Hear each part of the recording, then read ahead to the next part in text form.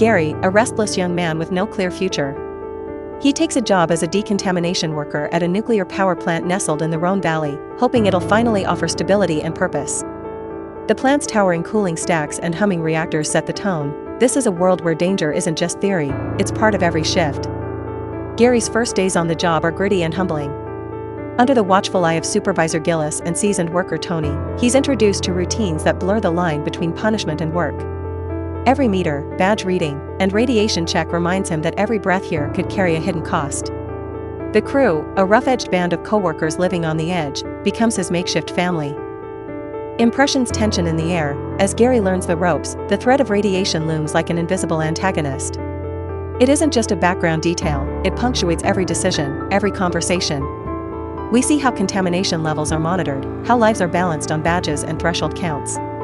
It's an unforgiving environment, one where a single mistake could change everything. A spark lit in forbidden territory, then comes Carol, vibrant, strong-willed, and beautifully poised against the rugged backdrop of the plant's grounds and makeshift worker housing. She's connected to Tony, one of the veterans who taught Gary the work. Something about her presence unsettles Gary. A sense of longing, of possibility, flickers in his eyes that he hasn't felt in years. It's the first emotional tremor in his hard-earned routine. An unspoken attraction grows between Gary and Carol. What begins as casual conversation quickly becomes something deeper, a secret shared over the hum of machinery and the hush of late nights.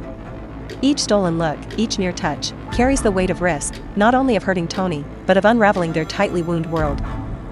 Under open skies beside the river that runs near the plant, Gary and Carol share moments that feel freer than their daily lives. Away from the radiation badges, away from the uneasy watch of co-workers, the chemistry between them burns fiercely. There's joy here, fleeting and beautiful, but also a creeping awareness that their connection is built on shaky ground. Back on site, the stakes tighten. Radiation exposure isn't an abstract threat, it's measured, monitored, feared. Workers joke about doses, but the tension is real, palpable. Gary, too, begins to feel it, not just the physical strain of his labor, but the emotional toll of his secret. The bond with Carol grows heavier with each shift.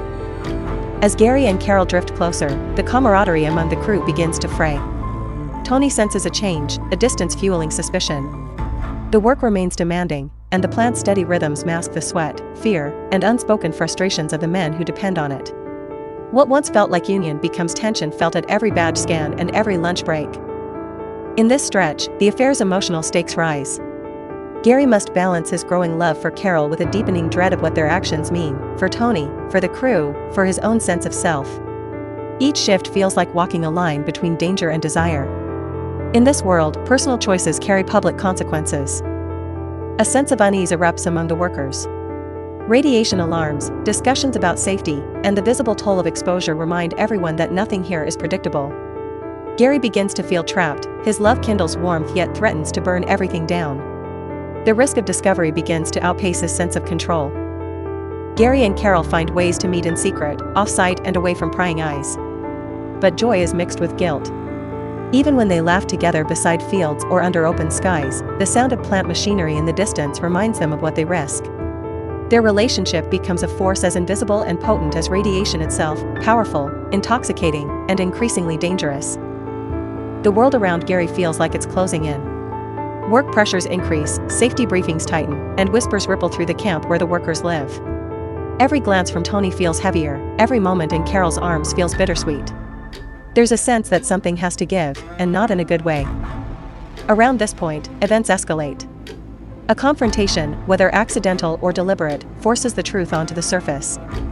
In a place where secrets were once whispered among machinery hums, everything becomes sharper, more painful, and unavoidable.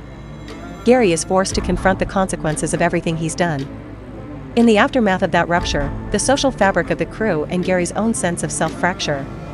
Men argue, loyalties shift, and the radiation that was once a backdrop feels more threatening than ever. What was once a promising job has become a crucible testing both body and will.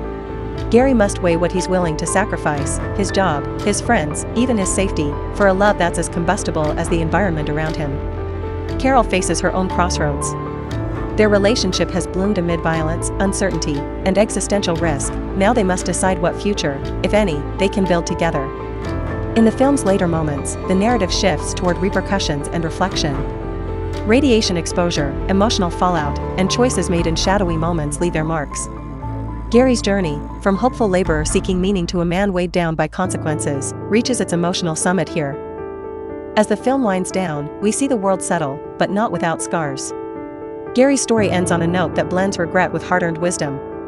He's shaped by his choices, by the perilous world of the plant, and by a love that burned too bright and too fast.